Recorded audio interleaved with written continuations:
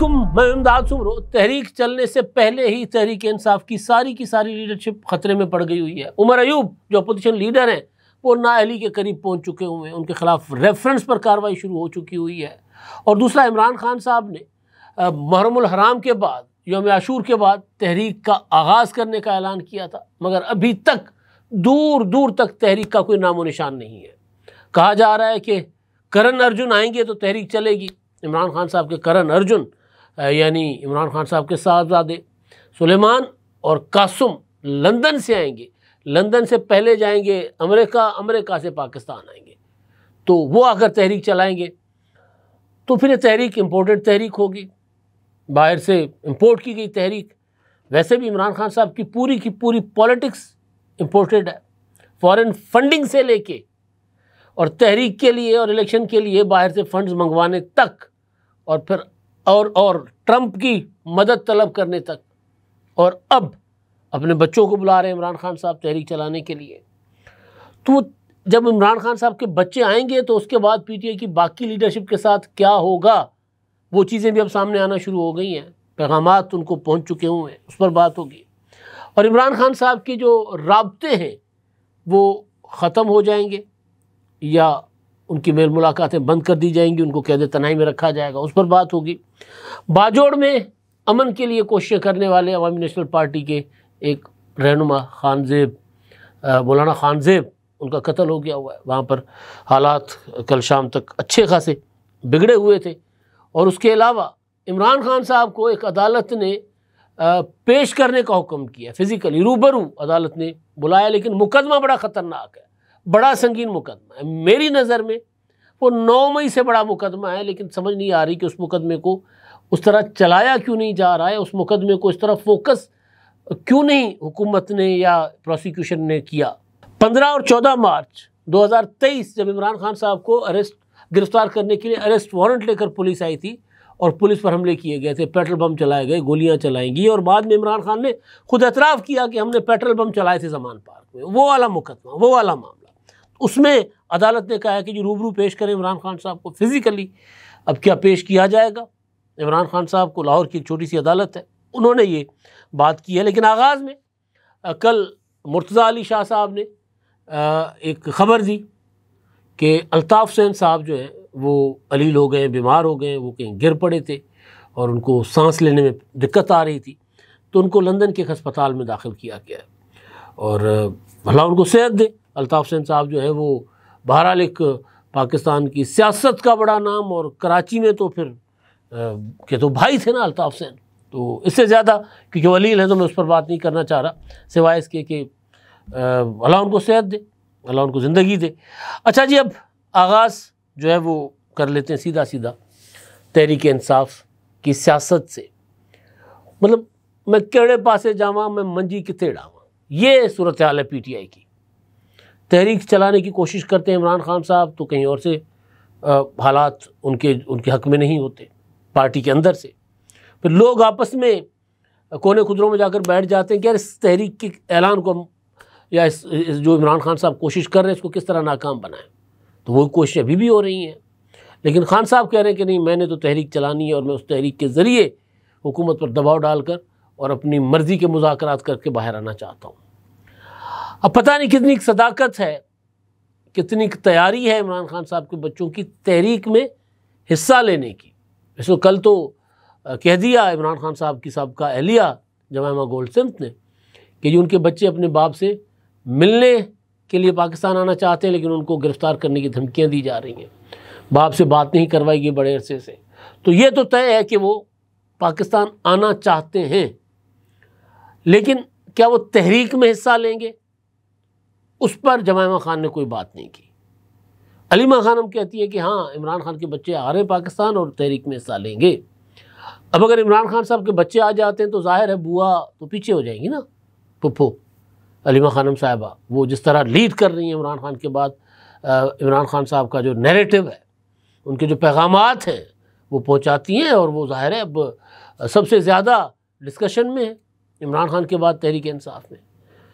तो वो जब आएंगे बच्चे तो पीटीआई के अंदर बजाते खुद ये डिस्कशन चल रही है कि फिर अलीमा खानम साहिबा का मुस्तकबिल क्या होगा।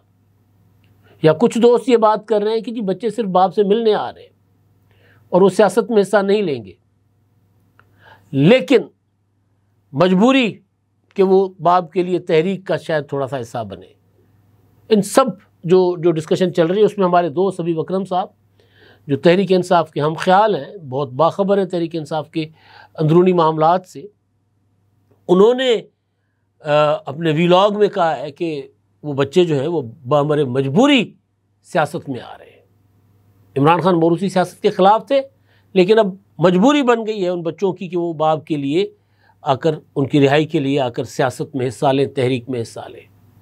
मैंने पहले दिन जब ये ख़बर आई थी, ये आलिमा खानम ने कहा था कि इमरान खान के बच्चे पाकिस्तान वापस आकर तहरीक का हिस्सा बनना चाहते हैं, तो मैंने उसी वक्त भी कहा था कि पाकिस्तान में मोरूसी सियासत किसी का शौक़ नहीं होता, मजबूरी बन जाती है। मैंने मिसाल दी थी भुट्टो शहीद की गिरफ़्तारी और बेनज़ीर भुट्टो की सियासत में आने से लेके, और नवाज़ शरीफ साहब की अहलिया बेगम कुलसूम नवाज़ साहिबा की नवाज़ शरीफ की गिरफ़्तारी के बाद सियासत में मुतहरिक होने और फिर मरीम नवाज़ के सामने आने तक, तो मजबूरी बन जाती है। पॉलिटिकल जो सियासी खानवादे होते हैं उनको इस्टेब्लिशमेंट उनकी पार्टियों को तोड़ रही होती है, तो कोई भी उनके ख़ानदान के अलावा कोई और बंदा जो है वो सामने खड़ा होने को तैयार नहीं होता। पीटीआई में देखें कौन खड़ा हुआ है, कोई नहीं खड़ा हुआ। कोई लेटा हुआ है, कोई छुपा हुआ है, कोई दबा हुआ है, बकौल इमरान खान के कि कोई घुटनों के बल उनके सामने, इस्टेब्लिशमेंट के सामने झुका हुआ है। तो फिर अलीमा खानम साहबा हैं, वो कोशिश करती हैं अपने भाई के लिए, और अब इमरान खान के साहबजादे आ रहे हैं, तो हबीब अकरम साहब कह रहे हैं कि जी वो मजबूरी में सियासत में आ रहे हैं। लेकिन अगली बात वो कह रहे हैं जो मैंने आपको 2-3 दिन पहले बताया था कि फिर पीटीआई की सारी लीडरशिप फारिग हो जाएगी अगर इमरान खान के साहबजादे आकर यहाँ पर तहरीक चलाने में कामयाब हो जाते हैं। 2 कदम आगे, मतलब तहरीक तो हर गुजरते दिन के साथ पीछे जा रही है ना। पीटीआई ये नहीं है कि तहरीक में नहीं है, 2022 से मुसलसल तहरीक में है, लेकिन रिवर्स गियर में पीछे चल रही है, नीचे जा रही है, तनज़ुली का शिकार है। तो हो सकता है कि इमरान खान के साहबजादे जो है वो अपनी बाप की रिहाई के लिए जो तहरीक है उसको ज़रा 2 कदम आगे बढ़ाने में कामयाब हों। अगर ऐसा होता है तो फिर क्या अलीमा खानम साहिबा, क्या बैरिस्टर गोहर, क्या सलमान अकरम राजा, क्या उमर अयूब सब फारिग हो जाएंगे, क्योंकि हबीब अकरम भी यही कह रहे हैं कि फिर बड़े बड़े फारिग हो जाएंगे जब इमरान खान साहब के साहबजादे आएंगे। कल परसों मैं बैठा हुआ था, सोच रहा था कि ये इमरान खान साहब ने 2022 में अपने खिलाफ जो तहरीक अदम एतमाद थी उसको इम्पोर्टेड तहरीक कहा था, और यहाँ तक कि फवाद चौधरी साहब ने 3 अप्रैल को तहरीक अदम एतमाद के ख़िलाफ़ उस वक्त के डिप्टी स्पीकर जो रूलिंग अपना चेयर कर रहे थे इजलास को, उनसे रूलिंग ली थी कि क्या इम्पोर्टेड एजेंडे पर, बाहर से होने वाली साजिश पर तहरीक अदम एतमाद लाई जा सकती है। तो स्पीकर ने कहा नहीं लाई जा सकती, मुस्तरद ये कर दिया था, आपको याद होगा। और फिर बहरहाल इमरान खान साहब की हुकूमत ख़त्म हो गई, तो इमरान खान साहब ने पीडीएम की हुकूमत को इम्पोर्टेड हुकूमत कहना शुरू कर दिया। फिर इमरान खान साहब ने कहा लंदन प्लान था, लंदन प्लान के तहत नवाज शरीफ की वापसी थी, आसिम मुनीर का आर्मी चीफ बनना था और मुझे जेल में रखना था। ये उन्होंने, इमरान खान ने कहा ये लंदन प्लान का हिस्सा था और उसमें मुझे मारना, कत्ल करना, ये इमरान खान साहब कहते थे। लेकिन असल लंदन प्लान तो 2014 में था। मैं ज़रा थोड़ा सा आपको कि लंदन से इमरान खान साहब की सियासत का कितना गहरा ताल्लुक़ है। इमरान खान साहब ने जो 2014 में लॉन्ग मार्च और धरने जो किए थे, वो तो जनरल पाशा और लंदन में जो मेल मुलाकातें हुई थी जनरल ज़हीरुल इस्लाम में, वो जो भी था एक साजिश थी, चौधरी परवेज़ इलाही, ताहिरुल कादरी साहब और मुर्तज़ा अली शाह साहब ने किसी को पकड़ लिया था, तो बात खुल गई थी। तो लंदन प्लान तो वो था कि धरने होंगे, ताहिरुल कादरी साहब वापस आएंगे, हुकूमत गिराई जाएगी और फिर हुकूमत गिराकर इमरान खान को वज़ीर आज़म बनाया जाएगा, वो भी लंदन प्लान था। फिर फॉरेन फंडिंग यानी imported London plan, foreign funding, Imran Khan साहब की सियासत फॉरेन फंडिंग पर ही चलती रही है। वो तो खैर मुकदमा इमरान खान के ख़िलाफ़ इलेक्शन कमीशन ने उसका फ़ैसला भी सुनाया फॉरेन फंडिंग का पीटीआई के ख़िलाफ़, वो भी एक इम्पोर्टेड। जब अच्छा अब आखिरी टाइम पर ट्रंप से के तरले मिलते, इवन इमरान खान के साहबजादों का जो इंटरव्यू था उसमें उन्होंने कहा था कि हम ट्रंप से बात करेंगे, ट्रंप को दरख्वास्त करते हैं कि हमारे बाप की रिहाई के लिए कुछ करें। इम्पोर्टेड मदद, अपील और रियायत, रिलीफ, इम्पोर्टेड रिलीफ वहाँ से लेना चाहते हैं। कुछ नहीं मिला तो अपने बेटे खुद इंपोर्ट करके इमरान खान साहब तहरीक चलाना चाहते हैं। तो इस तहरीक का नाम तो इम्पोर्टेड तहरीक होगा ना, फिर यहाँ अंदर लोकली तो नहीं चल सकती ना पाकिस्तान के अंदर, तो बाहर से कुमक इमरान खान साहब जो है वो बुलवा रहे हैं। तो बहरहाल देखते हैं क्या होता है। अच्छा जी, अब जो मैंने गुजारिश की कि इमरान खान ने यौम आशूर के बाद तहरीक चलाने का ऐलान किया था, अभी तक कोई ऐसी खबर नहीं कि पीटीआई ने तहरीक की हिकमत अमली बनाने के लिए कोई इजलास बुलाया हो, इजलास कॉल किया हो। लेकिन दूसरी तरफ तहरीक इंसाफ के अगेंस्ट बड़ी बड़ी चीज़ें हो रही हैं। मैं आपको एक बताता हूँ, खबर है पीटीआई के जो अपना क्या कहते हैं अपोजिशन लीडर है कौमी असम्बली में, पीटीआई के तो नहीं है, अपोजिशन लीडर है, लेकिन बहरहाल पीटीआई से उनका ताल्लुक है, सुन्नी इत्तेहाद काउंसिल, पता नहीं आज़ाद है, पता नहीं क्या हैसियत है, ये भी समझ नहीं आता कि क्या लोग हैं। तो उनके खिलाफ एक नाअहली का रेफरेंस था इलेक्शन कमीशन में। नून लीग के बाबर नवाज़ ने दरख्वास्त दायर कर रखी थी, जिसमें दावा किया गया कि उमर अयूब पर उन्हें असासा जात में ना अपनी गलत बयानी की है, जो उन्होंने जमा करवाए हैं ना अपने गोशवारे, उसमें गलत बयानी की है। तो इलेक्शन कमीशन ने नोटिस करते हुए समाअत के लिए ये रेफरेंस उनकी नाअहली का मुकर्रर कर दिया है 15 जुलाई के लिए। और अपना उमर अयूब के ख़िलाफ़ स्पीकर कौमी असम्बली ने ये रेफरेंस भेजा था इलेक्शन कमीशन को। अच्छा जी, इमरान खान साहब के ऊपर एक मुकदमा है जो मैंने आपको गुजारिश की थी 14 और 15 मार्च का।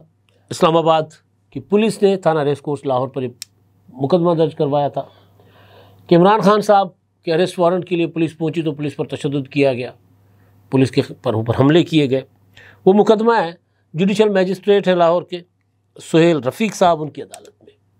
उन्होंने कहा कि जी मुकदमे की पैरवी के लिए इमरान खान साहब को फ़िज़िकली अदालत में पेश किया जाए 22 जुलाई तक। अब 22 जुलाई इमरान खान साहब पेश होंगे कि नहीं होंगे, उधर सूरत-ए-हाल पेश किए जाते हैं कि नहीं किए जाते, अडयाला की इंतज़ामिया को अदालत ने हुक्म दिया। लेकिन उधर आप देखें कि कल मुलाकात होनी थी इमरान खान साहब से उनकी वकला की और ख़ानदान की और जो पार्टी के रहनुमाओं से, तो वो गए थे तो सब वापस लौटा दिए गए कि जी कोई मुलाकात नहीं हो रही। अब पीटीआई वाले ये कह रहे हैं कि इमरान खान साहब ने जब तहरीक चलाने का ऐलान किया है तो उनकी जो कम्युनिकेशन है वो महदूद की जा रही है ताकि वो हिदायत ना दे सके, और ये बात समझ में भी आ रही है।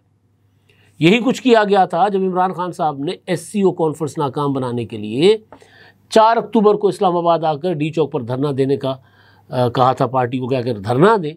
उस वक्त भी यही कर दिया गया था कि जी बाद में फिर बंद कर दिया गया था इमरान खान साहब के साथ में मुलाकातों का राब्ता। फिर नवंबर थोड़ी मुलाकात हुई तो इमरान खान साहब ने 24 नवंबर की कॉल दे दी थी, तो फिर इमरान खान से मुलाकातें बंद करवा दी गई थी।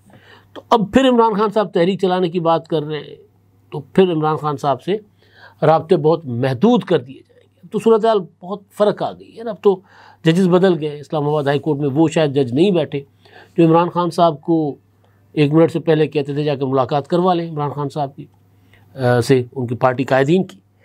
तो ये सूरत-ए-हाल तहरीक इंसाफ की है। अच्छा जी, एक अवामी नेशनल पार्टी के एक रहनुमा और वहाँ पर बाजोड़ में वहाँ पर अमन के लिए वो कोशिशें कर रहे थे। 13 जुलाई को अमन मार्च था, उसके लिए कैंपेन कर रहे थे, तो उनको कत्ल कर दिया गया, मौलाना खान ज़ेब को। और इस तरह के कई और लोग जो हैं वहाँ पर वो कत्ल किए जा चुके हुए हैं। हमले में एक पुलिस एहलकार भी जाँ बहक हुआ है, मौलाना खान ज़ेब, एक पुलिस एहलकार और 3 और अफराद जो हैं वो भी ज़ख्मी हुए हैं। तो ये अमन दुश्मन जो हैं वहाँ पर इन इलाकों में मुसलसल हमलावर हैं। चंद दिन पहले भी एक कत्ल हुआ था इसी तरह का, जो अमन लश्कर के लोग थे।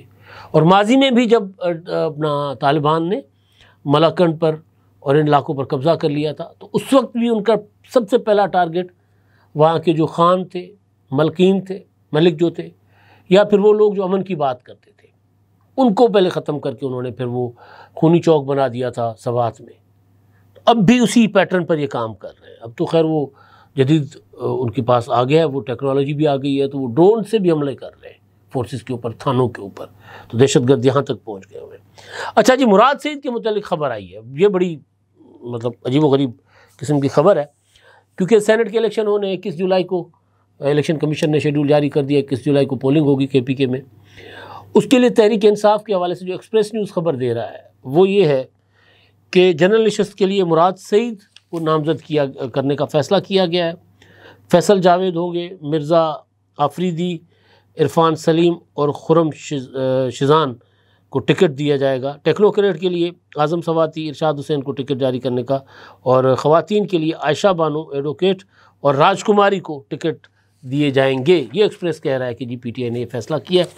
अब मुराद सईद रूपोश हैं, मुराद सईद मफरूर हैं, मुराद सईद मतलूब हैं, तो पता नहीं अब उनके कागजात जब जमा होंगे तो मंजूर होंगे या नहीं होंगे। और मुराद सईद अपना अगर उनके कागजात मंजूर हो भी जाते हैं और वो इलेक्ट हो भी जाते हैं, ज़ाहिर वो टॉप प्रायोरिटी पर होंगे ना वो, तो क्या वो मंजर आम पर आएंगे, रूपोशी ख़त्म करेंगे? जवाब है नहीं, क्योंकि इमरान खान साहब ने मना किया कि मुराद सईद साहब दुनिया इधर से उधर हो जाए, तुमने नहीं सामने आना, क्योंकि सारे राज मुराद सईद के पास है। बकौल फैसल वोडा अपना अरशद शरीफ शहीद का कत्ल और उसके अलावा 9 मई के हमलों की प्लानिंग, ये सब मुराद सईद के पास उसके सबूत हैं मौजूद। तो लिहाजा इमरान खान साहब की हत्तुल इम्कान कोशिश है कि मुराद सईद मंजर पर ना आए। और बार बार मुराद सईद अपने ट्वीट में भी कहते हैं कि जी मैं तो आना चाहता हूँ, लेकिन मेरे लीडर का, मेरे कायद का मुझे हुक्म है कि मैं सामने ना हूँ, मैं बाहर ना हूँ।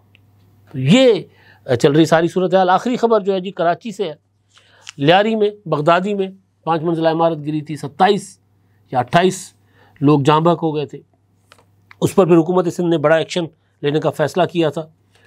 कुछ इंक्वायरीज़ करवाई गई थी। अब मुकदमा दर्ज कर लिया गया है जिसमें जो है वो जो नामज़द किए गए लोगों में से डायरेक्टर्स जो हैं सिंध बिल्डिंग कंट्रोल अथॉरिटी के, उनको गिरफ़्तार किया गया है।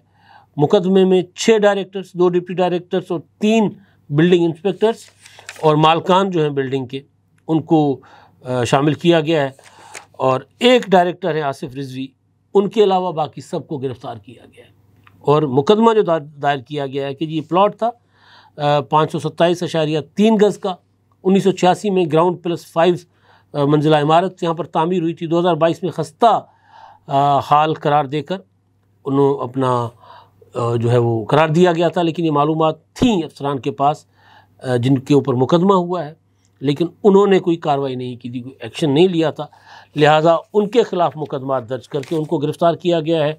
जो लोग गिरफ़्तार हुए हैं, जिन पर मुकदमे हुए, सैयद आसिफ रिजवी जो गिरफ़्तार नहीं हुए, डायरेक्टर है, मुकदमा इनके ऊपर दर्ज हुआ है। सैयद अब बाकी जो नाम है वो सारे गिरफ़्तार हो गए। ज़रगाम, Syed Irfan, Ashfaq, Jali Siddiqui, Fahim Murtaza, deputy director Asim Khan, Fahim Siddiqui, building inspector Zafar Iqbal, Zulfiqar Shah, Mansoor Abro और असिस्टेंट डायरेक्टर ज़फ़र इकबाल, ये नाम मुकदमे में नामज़द और गिरफ़्तार हो गए। मालकान जो हैं रहीम बख्श, ताज मोहम्मद, निसार अहमद, अब्दुल अज़ीज़ और दीगर, इनके ऊपर भी मुकदमा दर्ज किए गए। तो जो सरकारी अफसरान हैं वो गिरफ़्तार हो गए हैं और ये रिहा नहीं होने चाहिए, इनको कड़ी से कड़ी सज़ा मिलनी चाहिए, क्योंकि इन्होंने सिर्फ़ और सिर्फ लालच में, गफलत में या कोई भी वजह थी आकर एक ऐसी इमारत को इस्तेमाल होने दिया जो इमारत रहने के काबिल नहीं थी, जो उन्होंने खुद ख़तरनाक डिक्लेयर की थी, लेकिन ये सोए रहे या कोई और वजह थी। उसके बाद जब इमारत गिरती है तो फिर कई ख़ानदान उजड़ जाते। तो लिहाजा इनको किसी किस्म का इनके ऊपर न तरस खाना, रहम करना या रियायत, इसके हकदार नहीं है। अब तक के लिए इतना ही। अल्लाह हाफ़िज़।